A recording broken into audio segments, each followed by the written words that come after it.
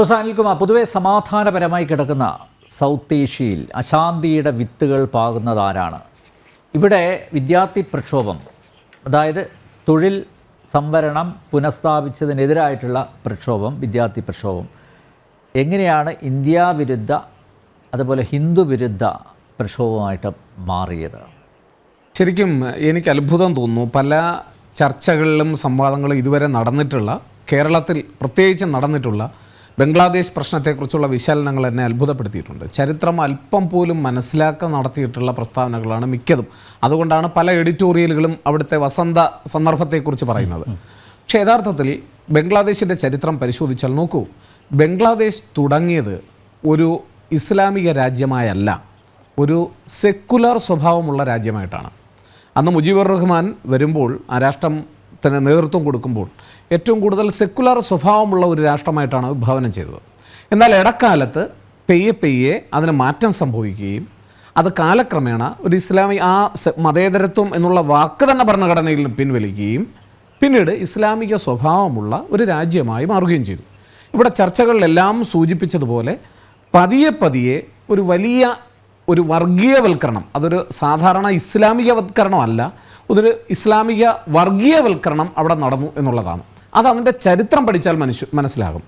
എന്തുകൊണ്ടാണ് മുജീബുർ ഖാൻ, അങ്ങ് ചോദിച്ച ചോദ്യം വളരെ പ്രസക്തമാണ്. അത് തുടങ്ങിയ പ്രക്ഷോഭം എന്ന് പറയുന്നത് 1971 ശേഷം 72 അവിടെ കൊണ്ടുവന്ന സംവരണം, അതായത് സ്വാതന്ത്ര്യ സമരത്തിൽ അല്ലെങ്കിൽ ബംഗ്ലാദേശിൻ്റെ രൂപീകരണവുമായി ബന്ധപ്പെട്ട് തങ്ങളുടെ ജീവനും സ്വത്തും ഒക്കെ നൽകി സംരക്ഷിച്ച ജനവിഭാഗത്തെ സംബന്ധിച്ചിടത്തോളം ഒരു സംരക്ഷണം നൽകുന്നതിന് വേണ്ടി സർക്കാർ കൊണ്ടുവന്ന സംവരണം, അതായിരുന്നു വിഷയം. പിന്നീട് ഇതൊരു സംവരണ വിഷയം ആയി ചർച്ചയ്ക്ക് പലപ്പോഴും പ്രതിപക്ഷ കക്ഷികൾ ഇതൊരു വലിയ വിഷയമായി കൊണ്ടുവരികയും 2018 തന്നെ നിങ്ങൾക്കറിയാം, തെരഞ്ഞെടുപ്പിനോട് അടുത്ത് നിൽക്കുന്നൊരു സംഭവത്തിൽ ഷെയ്ഖ് ഹസീന തന്നെ ഇത് പിൻവലിക്കുകയും എന്നാൽ പിന്നീട് സുപ്രീം കോടതിയുടെ ഇടപെടലോടുകൂടി സംവരണം പുനഃസ്ഥാപിക്കുകയും ചെയ്ത ചിലരൊക്കെ കോടതിയിൽ പോകുന്നു, അവർക്ക് അനുകൂലമായി വിധി വരുന്നു. ഇതിനെ സംബന്ധിച്ച് ധാരാളം ഇപ്പോൾ ഈ അടുത്ത പ്രക്ഷോഭങ്ങൾ ഉണ്ടാകുന്നു. ആ പ്രക്ഷോഭങ്ങൾ മറ്റുള്ള തരത്തിലേക്ക് മാറുന്നു. ഒടുവിൽ സുപ്രീം കോടതി തന്നെ അതിൻ്റെ പശ്ചാത്തലത്തിൽ 30% കൊടുത്ത സംവരണം ഏതാണ്ട് 5%, 2% മറ്റുള്ളവർ കൂടെ ചേർത്ത് അങ്ങനെ 7% സംവരണം കുറയ്ക്കുന്നു. ചോദ്യം പ്രസക്തമാകുന്നത് എന്തുകൊണ്ട് അവിടെ ഈ സമരം അവസാനിച്ചില്ല എന്നുള്ളതാണ്. ആ സമരം അവസാനിക്കാത്തതിൻ്റെ കാരണമാണ് ഞാൻ ആദ്യം പറഞ്ഞത്. സാവധാനം, അതായത് അവിടെ പലപ്പോഴും ഉണ്ടായിട്ടുള്ള പ്രോഗ്രസീവ് എലമെൻറ്റുകൾ നമ്മൾ ഒരു രാഷ്ട്രത്തിൻ്റെ നിർമ്മാണത്തിൽ ഏറ്റവും ഉന്നതമായ പുരോഗതി ലക്ഷ്യം വെച്ചുകൊണ്ട് പ്രവർത്തിക്കുന്ന മതേതര സ്വഭാവമുള്ള അവിടുത്തെ ബുദ്ധിജീവികൾ ഉൾപ്പെടെയുള്ള വരുന്ന നല്ല ജനവിഭാഗങ്ങളുടെ മനസ്സിനെ പൂർണ്ണമായും ഇല്ലാതാക്കുന്ന, അവരുടെ പ്രവർത്തനങ്ങളെ പൂർണ്ണമായും ഇല്ലാതാക്കുന്ന പ്രവർത്തനങ്ങളാണ് പിന്നീട് അവിടെ സംഭവിച്ചുകൊണ്ടിരുന്നത്. അതിന് മുഖ്യ പങ്കുവഹിച്ച പാർട്ടികളാണ് ഇന്ന് നമ്മൾ പറയുന്ന പ്രതിപക്ഷ പാർട്ടികളെന്ന് ഇപ്പോൾ അധികാരത്തിലേക്കൊക്കെ വരാൻ പോകുന്ന, അല്ലെങ്കിൽ നമ്മൾ പ്രതീക്ഷിക്കുന്ന BNP പോലെയുള്ള പാർട്ടികളും ജമാഅത്തെ ഇസ്ലാമിയുമെല്ലാം. ഈ വർഗീയവൽക്കരണം തന്നെയാണ്, അതായത് ബംഗ്ലാദേശിൻ്റെ 2 സ്വത്തുമാണ് നിലനിൽക്കുന്നത്. അത് നമ്മൾ ഈ നേരത്തെ പറഞ്ഞ പോലെ ഒരുപക്ഷെ ഈ ഈസ്റ്റ് പാകിസ്ഥാനും വെസ്റ്റ് പാകിസ്ഥാനുമായിരുന്ന സമയത്ത് ഈസ്റ്റ് പാകിസ്ഥാന് മുകളിൽ ഒരു അധീശത്വം സ്ഥാപിക്കുകയും അതിനെ തുടർന്നാണ് പിന്നീട് നമുക്കറിയാം പ്രശ്നങ്ങളെല്ലാം ഉണ്ടാവുകയും ഒടുവിൽ ബംഗ്ലാദേശ് രൂപീകൃതമാകുമ്പോൾ അന്ന് അവിടെ മേധാവിത്വം പുലർത്തിയത് എന്ന് പറയുന്നത് ഒരു മതേതര സ്വഭാവമുള്ള ഐഡൻറ്റിറ്റി ആയിരുന്നു. എന്നാൽ പിന്നീട് അത് മനസ്സിലാക്കിക്കൊണ്ടാണ് പിന്നീട് അവിടെയുള്ള ഈ വർഗീയ സ്വഭാവമുള്ള ജനവിഭാഗങ്ങൾ എന്ന് ഞാൻ പറഞ്ഞാൽ അവിടുത്തെ എല്ലാ ഇസ്ലാമിക സാധാ മുസ്ലിം ജനവിഭാഗങ്ങളെ അല്ല, അവിടെ ഈ ഫണ്ടമെൻ്റലിസ്റ്റ് ഫോഴ്സുകളെന്ന് വിളിക്കുന്ന ജനവിഭാഗങ്ങൾ അവർ ഓരോ സ്റ്റെപ്പ് ബൈ സ്റ്റെപ്പായി ഓരോ സന്ദർഭങ്ങളിലും തിരിച്ചെടുത്തു. നിങ്ങൾ ഈ മുജീബുർ റഹ്മാനും ഷെയ്ഖ് ഹസീനയും ഇവിടെ ഏറ്റവും വലിയ ജനാധിപത്യ അല്ലെങ്കിൽ ജനാധിപത്യ വിരുദ്ധരായിട്ടാണ് ചിത്രീകരിക്കപ്പെടുന്നത്. ചില ശരിയുണ്ട്. കാരണം പല ഭരണ സമയത്ത് ഷെയ്ഖ് ഹസീനയുടെ ഭരണ സമയത്ത് അവർ ധാരാളം നയങ്ങൾ അവരുടെ രാജ്യത്തിൻ്റെ കെട്ടുറപ്പുമായി ബന്ധപ്പെട്ടൊക്കെ നടത്തിയിരുന്നു. പ്രത്യേകിച്ച് പ്രതിപക്ഷ പാർട്ടികളെ അടിച്ചമർത്തുക, ചില കലാപങ്ങളെ അടിച്ചമർത്തുക, ഇതൊക്കെ ശരിയായിട്ടുള്ള തെരഞ്ഞെടുപ്പിൽ ചില തരത്തിലുള്ള പ്രശ്നങ്ങൾ ഉണ്ടാക്കുക, അല്ലെന്നുണ്ടെങ്കിൽ ജനാധിപത്യ സ്വഭാവമുള്ള തെരഞ്ഞെടുപ്പിനെ അട്ടിമറിക്കാൻ ശ്രമിക്കുക. ഇതൊക്കെ ഷെയ്ഖ് ഹസീനയുടെ ഭാഗത്തുനിന്ന് ഉണ്ടായിട്ടുണ്ട് എന്നുള്ളത് വാസ്തവം തന്നെയാണ്. പക്ഷേ എന്തുകൊണ്ട് അങ്ങനെ ചെയ്യേണ്ടി വരുന്നു എന്നുള്ളത് ഷെയ്ഖ് ഹസീനയ്ക്ക് അറിയാം. അതെന്ന് പറഞ്ഞാൽ ഈ മുജീബുർ റഹ്മാൻ്റെ സമയം എടുത്തു നോക്കിയാലും പിന്നീട് ഷെയ്ഖ് ഹസീനയുടെ, അദ്ദേഹത്തിൻ്റെ മകളായ ഷെയ്ഖ് ഹസീനയുടെ കാലഘട്ടം എടുത്ത് നോക്കിയാൽ ആ സമയത്തൊക്കെ നമ്മൾ കാണുന്ന മനസ്സിലാക്കേണ്ടുന്ന കാര്യം എന്ന് പറയുന്നത് ഈ ഫണ്ടമെന്റലിസ്റ്റ് ഫോഴ്സുകൾ ഈ മതേതര സ്വഭാവത്തിൽ ഐഡന്റിറ്റി സ്വത്വത്തിൽ വളരെയധികം വെള്ളം ചേർക്കാൻ ഇവരെ നിർബന്ധിച്ചുകൊണ്ടേയിരുന്നു. ഷേഖ് ഹസീന പോലും അവസാന സന്ദർഭത്തിൽ തെരഞ്ഞെടുപ്പിൽ പിടിച്ചു നിൽക്കുന്നതിന് വേണ്ടി അല്പസ്വല്പ വിട്ടുവീഴ്ചകൾ ചെയ്തിട്ടുണ്ട്. ചില നിയമങ്ങൾ അവർക്ക് അനുകൂലമായി നടപ്പിലാക്കി കൊടുത്തിട്ടുണ്ട്. എങ്കിലും അതൊന്നും പൂർണ്ണ തൃപ്തരല്ലാത്ത അവിടുത്തെ വർഗീയവാദികൾ ഷേഖ് ഹസീനയെ അട്ടിമറിക്കാൻ ശ്രമിച്ചുകൊണ്ടിരുന്നു. നമ്മൾ നേരത്തെ പറഞ്ഞ പോലെ അമേരിക്ക ഈ ചിത്രത്തിലേക്ക് വരുന്നത് വേറെ സാഹചര്യത്തിലാണ്. പരാമർശ എരുതിയിൽ എണ്ണയൊഴിക്കുന്ന പോലെ, അതായത് സ്വാതന്ത്ര്യസമര സേനാനികളുടെ മക്കൾക്കും ചെറുമക്കൾക്കും അല്ലാതെ ഈ നേരത്തെ പറഞ്ഞ പോലെ റസാക്കർമാരുടെ മക്കൾക്കാണോ സംവരണം കൊടുക്കേണ്ടത്? അല്ല, ശരിക്കും അവർ അത് പറയാനുള്ള ഒരു കാരണം എന്ന് പറഞ്ഞാൽ വളരെ വലിയൊരു വിമർശനം അവാമി ലീഗിനെ സംബന്ധിച്ചിടത്തോളം ഉണ്ടായി. ആ സമയത്ത് സംവരണം നടത്തുമ്പോൾ ഇവരെല്ലാം ഈ പ്രത്യേകിച്ച് പ്രതിപക്ഷ കക്ഷികളെല്ലാം പറഞ്ഞതെന്ന് പറഞ്ഞാൽ അത് അവാമി ലീഗിൽപ്പെട്ട ചെറുപ്പക്കാർക്കും മറ്റുള്ളവർക്കും ജോലി എടുക്കാൻ വേണ്ടി ഷേഖ് ഹസീന തന്ത്രപൂർവ്വം നടത്തുന്നൊരു കളിയാണ് എന്നുള്ളൊരു ഈ തരത്തിലാണ് ഈ പ്രക്ഷോഭം തുടങ്ങുന്നത്. അതുകൊണ്ടാണ് അവർ ഈ പല തരത്തിലുള്ള വിവേചനങ്ങൾക്കെതിരെയുള്ള ഒരു സംഘടനയായി അവിടെ വിദ്യാർത്ഥി സംഘടനകൾ പരിണമിക്കുകയും ആ സമരം മുന്നോട്ട് നയിക്കുകയും ചെയ്തത്. അപ്പോൾ യഥാർത്ഥത്തിൽ അവിടെ പ്രശ്നങ്ങൾ ഉണ്ടാക്കുന്നത് ആരാണെന്ന് വ്യക്തമായി അറിയാവുന്ന ഷേഖ് ഹസീനയുടെ റസാക്കർ പ്രയോഗം തന്നെയാണ് പെട്ടെന്ന് ഈ കലാപത്തിലേക്ക് നയിക്കുന്നത്. അതിൻ്റെ കാരണമെന്ന് പറയുന്നത് റസാക്കർമാർ എന്നതുകൊണ്ട് ആരെയാണോ യഥാർത്ഥത്തിൽ ഷേഖ് ഹസീന ഉന്നം വെച്ചത് അവർ തന്നെയാണ് ഇതിൻ്റെ പിന്നിലെന്ന് പിന്നീട് ചരിത്രം തെളിയിക്കുകയാണ്. കാരണം കോടതി വിധി വന്നു, അവർ ആദ്യം ഉന്നയിച്ചത് എന്താ? സംവരണം പിൻവലിക്കണം. സംവരണം പിൻവലിച്ചു, അവിടെ നിന്നോ. പിന്നെന്താ പറഞ്ഞേ? ഷേഖ് ഹസീന പുറത്തു പോകണം. പുറത്തു പോയി, തീർന്നോ? പിന്നെന്താ പറഞ്ഞേ? സുപ്രീം കോടതി ജഡ്ജിമാർ രാജിവെക്കണം. രാജിവെച്ച്, തീർന്നോ? ഇപ്പോഴെന്താ പറയുന്നത്? ഇപ്പോൾ ഇനി നമ്മൾ ഏറ്റവും വലിയ ചിന്തിക്കേണ്ട ഒരു കാര്യം, അവിടുത്തെ ഓരോ ദിവസവും അവിടെ നിന്ന് വരുന്ന പത്രങ്ങളും അവിടെ നിന്നുള്ള ഈ സംഘടനകൾക്ക്, പ്രത്യേകിച്ച് പ്രസ്ഥാനങ്ങൾക്ക് ഇപ്പോൾ നടന്ന അട്ടിമറിക്ക് നേതൃത്വം കൊടുത്ത വിദ്യാർത്ഥി സംഘടനകൾപ്പെട്ട അവരുടെ പ്രസ്താവനകൾ എടുത്തു നോക്കണം. അവർ പറയുന്നത് എന്താണെന്നറിയോ?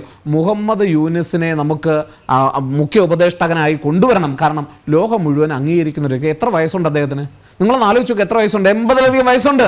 അദ്ദേഹം അവിടെ ഞാൻ കഴിഞ്ഞ ഒരു ചർച്ചയിൽ, ഒരു ചാനൽ നടന്നപ്പോൾ ഒരു ചർച്ചയിൽ വളരെ വ്യക്തമായി പറഞ്ഞു, 6 മാസത്തിനപ്പുറം മുഹമ്മദ് യൂനിസ് ബംഗ്ലാദേശിൽ അഡ്വൈസറായി തുടരണമെങ്കിൽ ഒന്നുകിൽ അദ്ദേഹം വർഗീയവൽക്കരിക്കണം, അല്ലെങ്കിൽ അദ്ദേഹം രാജിവെച്ച് പുറത്തു പോകേണ്ടി വരും. ഇത് രണ്ടുമല്ലാതെ മുഹമ്മദ് യൂനിസിന് അദ്ദേഹം ഒരു പാർട്ടിക്ക് രൂപം കൊടുത്തതല്ലേ അല്ലേ? തീർച്ചയായിട്ടും. അല്ല, മുഹമ്മദ് യൂനിസ് എന്ന് പറയുന്നത് അവിടെ ഇവർ കൊണ്ടുവന്നതിൻ്റെ ഒരു വർഗീയവൽക്കരണം നടത്തിക്കൊണ്ടിരിക്കുമ്പോൾ ലോകം ഇപ്പം അദ്ദേഹം നോബൽ സമ്മാന ജേതാവാണ്, അദ്ദേഹം ഗ്രാമീൺ ബാങ്കിൻ്റെ സ്ഥാപകനാണ്, ചെറുകിട സംരംഭങ്ങൾ കൊണ്ടുവന്ന് അവിടുത്തെ സാമ്പത്തിക വ്യവസ്ഥയെ നന്നായി മുന്നോട്ട് കൊണ്ടുപോകാൻ ശ്രമിച്ചതാണ്.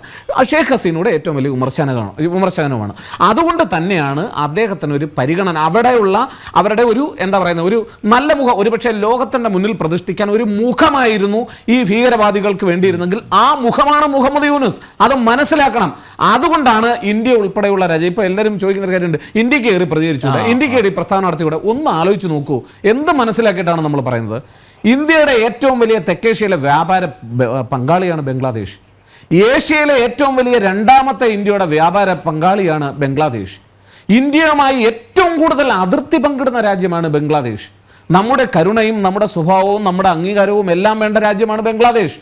ഒപ്പം ഇന്ത്യ അസ്ഥിരപ്പെടുത്താൻ വേണ്ടി നിരന്തരമായി കളികൾ നടത്തിക്കൊണ്ടിരുന്നവർക്ക് വടക്ക് കിഴക്കൻ സംസ്ഥാനങ്ങളിൽ നമുക്കറിയാലോ, ഷേഖ് ഹസീനയുടെ പ്രതിപക്ഷ പാർട്ടിയിൽപ്പെട്ടിരുന്നവർ, സിയ ഉൾപ്പെടെയുള്ളവർ ഭരണം നടത്തിയിരുന്ന സമയത്ത് അവരുടെ അന്ന് നമ്മുടെ വടക്ക് കിഴക്കൻ സംസ്ഥാനങ്ങൾ പൂർണ്ണമായി അസ്ഥിരപ്പെടുത്തുന്ന വർഗീയവാദികൾക്കുള്ള സേഫ് ഹെവൻ, ഏറ്റവും ഉറച്ച സ്വർഗമായിരുന്നില്ലേ ബംഗ്ലാദേശിലെ ഗ്രാമങ്ങളിലെ ഹൈഡ് ഔട്ടുകൾ എന്ന് പറയുന്നത്?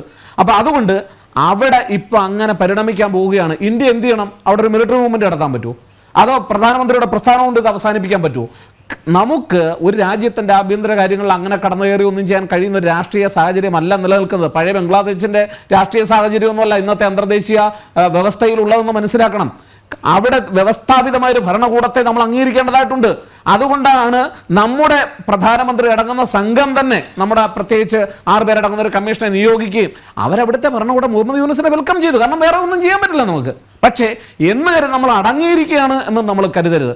കാരണം നമുക്ക് എന്തെങ്കിലും തരത്തിൽ ബുദ്ധിമുട്ടുണ്ടാകുന്ന സാഹചര്യം വരുമ്പോൾ തീർച്ചയായും ഇന്ത്യക്ക് ഇടപെടാൻ കഴിയും. അതിനധികം കാത്തിരിക്കേണ്ടി വരുമെന്ന് എനിക്ക് തോന്നുന്നില്ല. കാരണം വടക്ക് കിഴക്കൻ സംസ്ഥാനങ്ങളിൽ നിരന്തരമായ അസ്ഥിരപ്പെടുത്തലുകൾ ഉണ്ടാക്കിക്കൊണ്ടിരുന്ന ഭീകരവാദികളുടെ ഏറ്റവും വലിയ താവളമായി ഇന്നത്തെ അതായത് ഷെയ്ഖ് ഹസീനയുടെ പ്രതിപക്ഷ പാർട്ടികൾ BNP ഉൾപ്പെടെ ഭരിച്ചിരുന്ന സമയത്ത് അവർ പാകിസ്ഥാനേക്കാൾ വലിയ സ്വർഗമായിരുന്നു അവർക്ക് ബംഗ്ലാദേശിലെ ഗ്രാമങ്ങൾ എന്ന് പറയുന്നത്.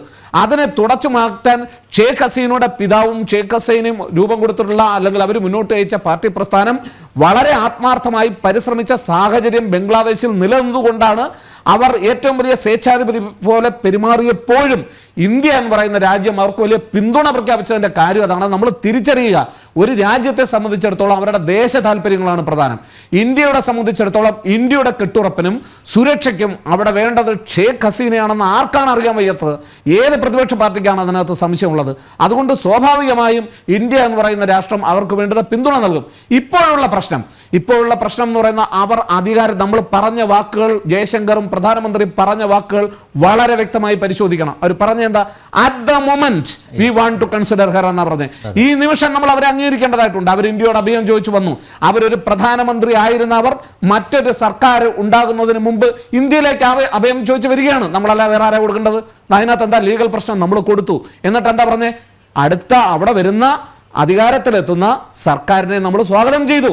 ഇനി കാത്തിരിക്കണം എന്താ സംഭവിക്കുന്നതെന്ന്. ഒരു കാര്യം ഉറപ്പാണ്, ഇവിടെ ഈ വർഗീയ പ്രശ്നം ഇനിയിപ്പം ഈ ഒരു ചർച്ച വേണമെന്ന് എനിക്ക് തോന്നുന്നില്ല. കാരണം അവിടെ ഹിന്ദുക്കൾ എന്നല്ല, മൈനോറിറ്റികൾ. എൻ്റെ ഒരു വിദ്യാർത്ഥി ബംഗ്ലാദേശിൽ പഠിക്കുകയാണ്, ബംഗ്ലാദേശിൽ വന്ന് പഠിക്കുന്ന ഒരു വിദ്യാർത്ഥിയാണ്. ആ വിദ്യാർത്ഥിയെ സംബന്ധിച്ചിടത്തോളം അവൻ്റെ വീട് ആക്രമിക്കപ്പെട്ടു, അവൻ്റെ സഹോദരൻ്റെ വീട് ആക്രമിക്കപ്പെട്ടു.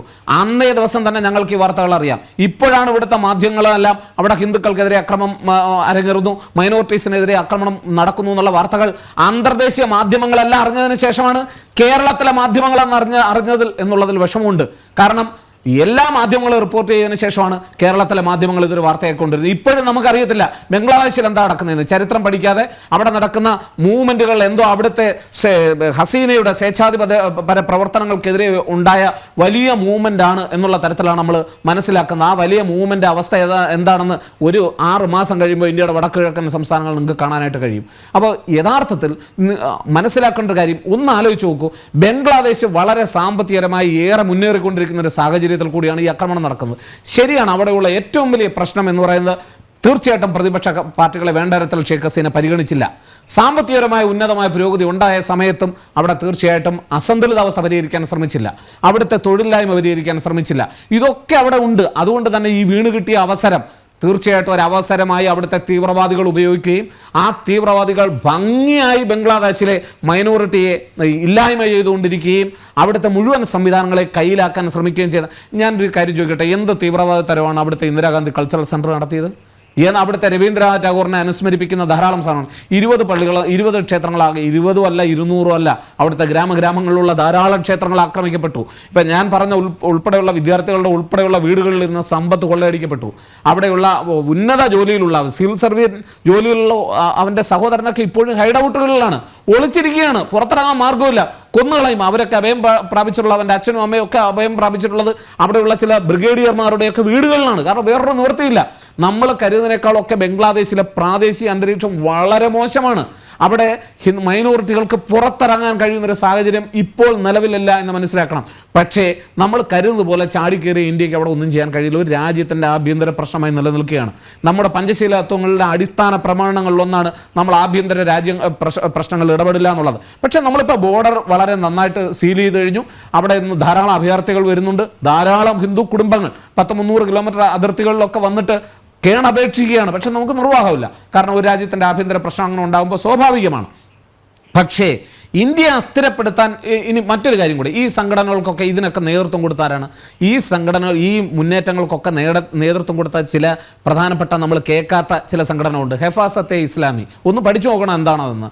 മറ്റൊന്ന് ജമാഅത്തെ ഇസ്ലാമിയുടെ ഇസ്ലാമിക് ഛാത്ര ശിബിർ എന്ന് പറയുന്ന വിദ്യാർത്ഥി സംഘടന. ഇതൊക്കെ എവിടെ നിന്ന് പൊട്ടിമുളിച്ചു വന്നതാണെന്ന് നമ്മുടെ ജമാഅത്തെ ഇസ്ലാമിയും ബാക്കിയുള്ളതെല്ലാം നമ്മൾ കേൾക്കുന്നുള്ളൂ. ഇതൊക്കെ എവിടെ നിന്ന് പൊട്ടിമുളച്ച് വന്നതാണെന്ന് പഠിക്കണം. അപ്പോൾ നമുക്ക് മനസ്സിലാവും കാലാകാലങ്ങളായി അഫ്ഗാനിസ്ഥാനിൽ കൊണ്ടുപോയി അവരെ ട്രെയിൻ ചെയ്ത് തിരിച്ചെത്തിച്ച ഏറ്റവും വലിയ, അതായത് പാകിസ്ഥാൻ അവരെ കൊണ്ടുപോയി ട്രെയിൻ ചെയ്ത് തിരിച്ചെത്തിക്കുകയും പല ചൈനീസ് ഔട്ട്ലെറ്റുകൾക്കും അവർക്ക് വേണ്ടുന്ന സാമ്പത്തിക സഹായം കൊടുത്ത ഇസ്ലാമിക വർഗീയവൽക്കരണം നടത്തുന്ന ഭീകരവാദികളാണ് ബംഗ്ലാദേശിൽ ഇപ്പോൾ ഷെയ്ഖ് ഹസീനയെ പുറത്താക്കുന്നതിന് പിന്നിലെന്ന് അതിനെ മറച്ചു പിടിക്കാൻ വേണ്ടി അവർ അമേരിക്കയുടെ പേര് പറയും, ചൈനയുടെ പേര് പറയും, കിട്ടുന്ന പേരുകളൊക്കെ പറയും.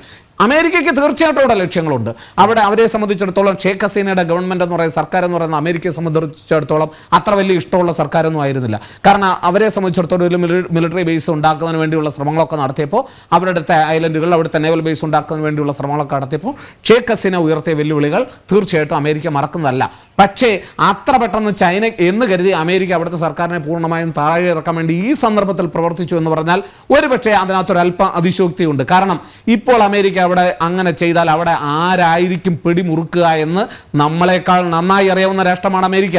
അവിടെ ഏറ്റവും ഈ ഫണ്ടമെന്റലിസ്റ്റ് ഫോഴ്സുകൾ അവിടെ പിടിമുറുക്കിയാൽ അത് അമേരിക്കയ്ക്ക് സുഖകരമായിരിക്കുമെന്നാണോ നമ്മൾ കരുതുന്നത്? അതോ പാവ സർക്കാരിനെ പോലെ അമേരിക്കയ്ക്ക് എല്ലാ കാര്യവും അവിടെ പ്രതിഷ്ഠിച്ച് കൊണ്ടുപോകാൻ കഴിയുമെന്ന് തോന്നുന്നുണ്ടോ? പക്ഷേ എന്തായാലും ഒരു കാര്യം ഉറപ്പാണ്, തീർച്ചയായിട്ടും ഷെയ്ഖ് ഹസീന ഗവൺമെന്റ് അസ്ഥിരപ്പെടണം എന്നുള്ളത് അമേരിക്ക ആഗ്രഹിച്ചിരുന്നു എന്നുള്ളത് ശരിയാണ്. പക്ഷേ ഈ അവസരം അമേരിക്കയിലൂടെ അല്ല വന്നത്.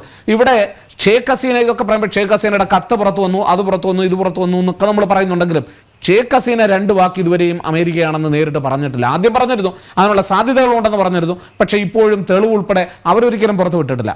എന്നാൽ ഈ ഇസ്ലാമിക് ഛാത്ര ശിബിറിൻ്റെയും ജമാഅത്തെ ഇസ്ലാമിയുടെയും ഈ പങ്കെടുത്തുള്ള പല വിദ്യാർത്ഥി പ്രസ്ഥാനങ്ങളിലെയും ആളുകൾ പാകിസ്ഥാനിൽ അഫ്ഗാനിസ്ഥാനിൽ കൊണ്ടുപോയി ട്രെയിൻ ചെയ്യപ്പെട്ടവരാണെന്നുള്ളതിൻ്റെ തെളിവുകൾ ബംഗ്ലാദേശ് ഇൻ്റലിജൻസ് സംവിധാനം ഇപ്പോൾ പുറത്തുവിടുന്നുണ്ട്. അപ്പോൾ നമ്മൾ കാര്യമായി പഠിച്ചാൽ ഒരു കാര്യം മനസ്സിലാകും.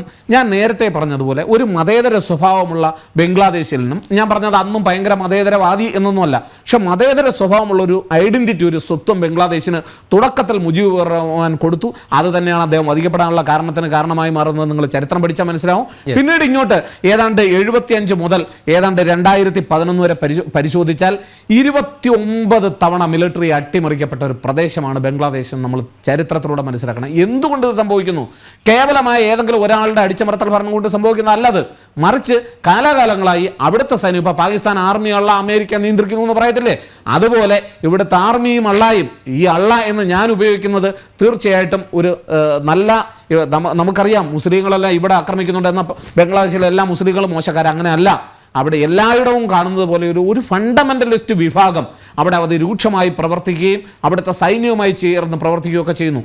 ഒരു കാര്യം ഇപ്പോഴും കുറിച്ചു വെച്ചോളൂ, വരുന്ന 6 മാസത്തിനുള്ളിൽ ഒന്നുകിൽ ഈ മുഹമ്മദ് യൂനിസ് രാജിവെക്കും, അല്ലെങ്കിൽ അദ്ദേഹം വർഗീയവാദിയായി മാറും എന്നുള്ളതാണ്. എന്തായാലും നമുക്ക് ബംഗ്ലാദേശിൻ്റെ വരാൻ പോകുന്ന രാഷ്ട്രീയ ചരിത്രം ഇന്ത്യയെ സംബന്ധിച്ചിടത്തോളം നിർണായകമാണ്.